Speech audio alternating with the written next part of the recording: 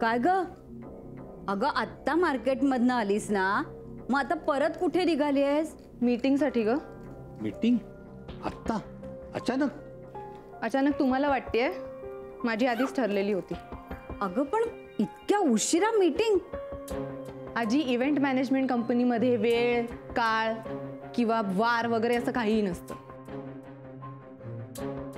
काम म्हणजे काम आणि मीटिंग कधीही होऊ शकते. ओके, निघते मी. आणि ही अशी जातीयेस? अशी म्हणजे कशी? अगं म्हणजे जरा साडी नेस, टिकली लाव, छान दिसशील. मीटिंगला जाताना जरा नीटनेटकेपणाने जावं. आजी, टिकली लावले मी, ही बघ. नशीब मला हिरव्या बांगड्या वगैरे घालून जायला नाही सांगतेस तू. अगं जरा ठसठशीत कुंकू लाव. हे ठसठशीत कुंकू वगैरे हे कशाला लावून जायचं मी? जी गोष्ट माझ्या लेखी अजिबात महत्वाची नाहीये ती गोष्ट का लावायची? आजी, विक्रांतचं आणि माझं नातं आता संपलेलं आहे. जगाला दाखवण्यासाठी ही ठसठशीत कुंकू वगैरे लावू मी? त्यापेक्षा न लावलेलं बरं ना? अगं कुठून कुठे नेतेस तू? मी आपलं सहज म्हटलं हो. तू अजिबात सहज वगैरे बोलत नाहीयेस आजी. तुला माहितीये माझ्या लग्नाचे 3-13 वाजलेत. मग कशाला सांगतेस मला हे कुंकू वगैरे लावायला? चुकलं बाई, चुकलं. जा जा तू मीटिंगला.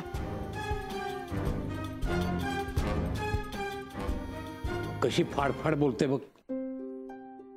तू तरी कशाला तिला सांगायला जातेस? तिचं जाऊ दे हो. मला या गोष्टीचं आश्चर्य वाटतं आणि वाईटही. आपल्या शशीच्या पोटी अशी ही मुलगी जन्माला आली. कोणाचं काही ऐकून घेत नाही.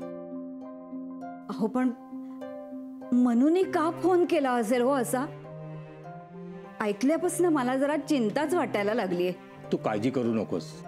अगं आपल्याला सोडून ती इतकी लांब कधी गेली नाही ना, म्हणून वाटत असेल तिला एकटं.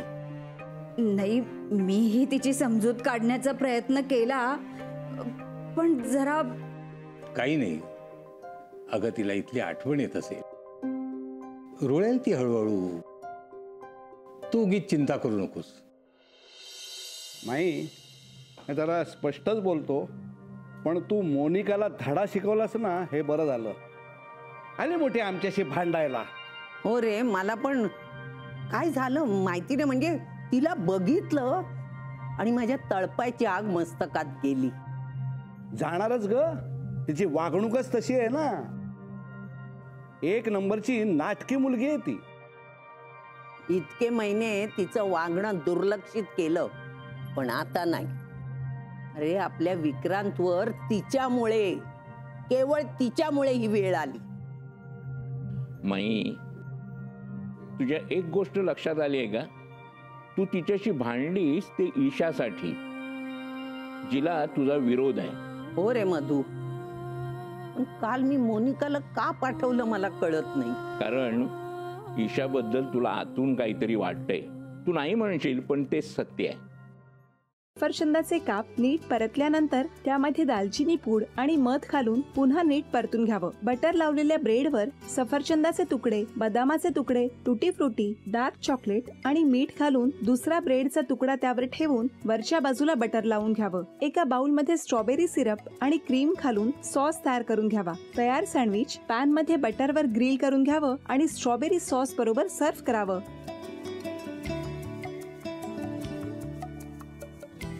हे जेव्हा बोलत होते तेव्हा मी बघत होतो की या दोघांनी स्वतःचा संसार उभा केलाच, पण स्वतःच्या संसाराबरोबर अनेकांच्या आयुष्यात आनंद निर्माण केला.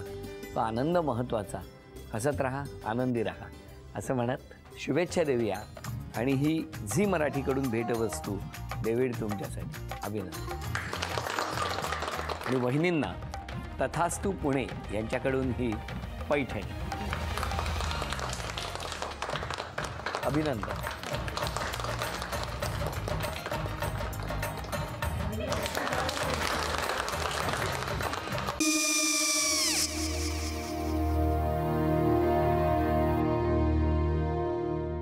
काय हो? हा काय झालं? काय झालं? काय आले, मी निकाल लावून आली. हो, पण तिची आईच काय बोलली? तिला वाटलं का सगळ्या निशाने आपल्या चुका कबूल केल्या का? आई, मी चांगलं सुनावून आली आहे. त्या तिची बाजू घेत होत्या, पण मी लक्ष दिलं नाहीये. खूप झालं आता. चांगुलपणा खूप झाला. मऊ दिसलं ना की कोपऱ्याने खणतात ना माणसं, ते असं. अगो, पण आईच म्हणली काय तिची? पटला काय तिका? मला माहिती. आई, मी तुम्हाला नंतर फोन करते. हो.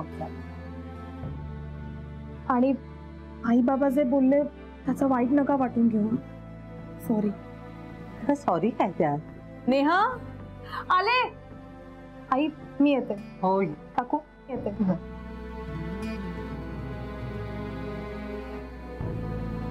सावकाश जाग. हो हो. मग काय काकू, कधी उडवता लग्नाचा बार? बघूया.